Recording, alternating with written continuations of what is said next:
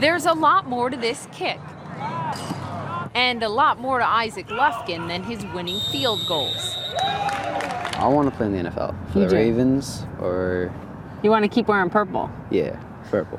He's still riding high from an undefeated season and the freshman football state title. He led his division in onside kick recoveries this year.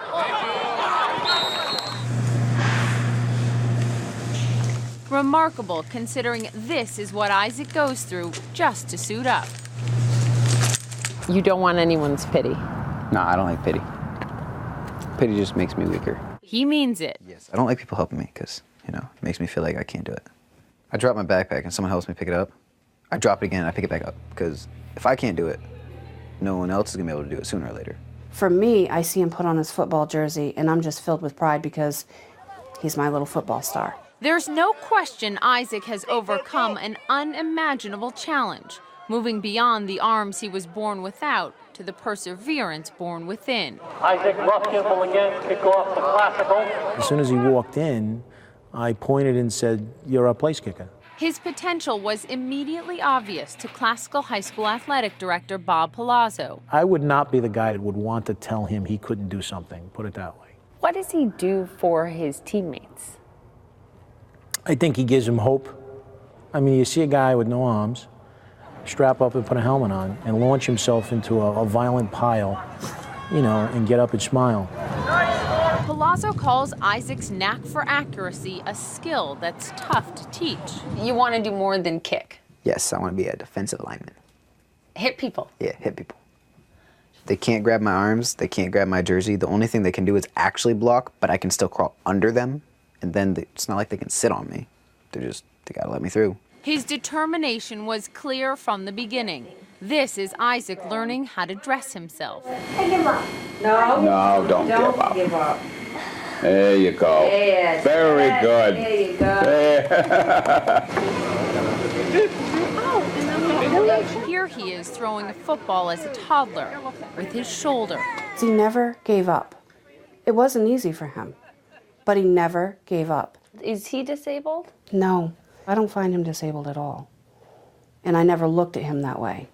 I always knew the sky was the limit. Today, Isaac can do nearly anything on his own. Eggs sunny side up, no problem.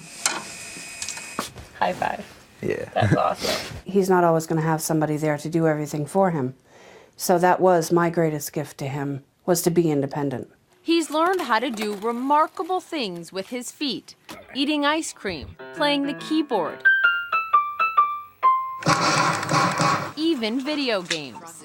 As a child, Isaac navigated the world with his toes. Now in high school, he has also learned to use his chin, shoulder, and what he calls his stub. There have been bullies. This one kid, he wouldn't stop. He'd whack me in the back of the head with notebooks, he'd shove me onto the ground, and then he'd laugh at me. Then he'd take my sleeves and tie them around my throat. But football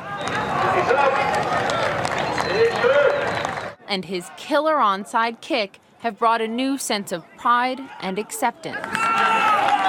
Some say you're like a secret weapon on the team. Is that true? Yes, because at first, like when I first do my onside kick, I'll run up to a guy, he'll have to block me, and I'll fly backwards. Like, I'm easy to block. And then the second time around, I'll just juke him, and I'll go hit a guy, and he won't expect it, so he won't block me. And then I get him at his weakest point. What do you think you've done for your football team this year? Now they can't be lazy. Because now they know no matter what, they have no excuse not to show up to practice. They have no excuse not to catch the ball or throw the ball or run the ball or block. Because if I can kick a ball and set it up and do my own thing, they can do their own thing. In what may be even more astonishing, Isaac's not the first armless kicker at Classical. Exactly 50 years ago, in 1963, Chris Schumann led the Classical varsity football team to the state championship title, prompting President Kennedy to send him this letter. It's his example that has opened the door for Isaac to dream big. I want to see if we can go undefeated for 4 years straight. Is he destined for greatness in one way or another? I think he's already achieved it. He's overcome things that I don't know if I could overcome, and he's managed to bring our whole program to another level. I knew it before he was born, and he will be great. And he will be everything that everybody said he wasn't going to be. And in so many ways, he already is.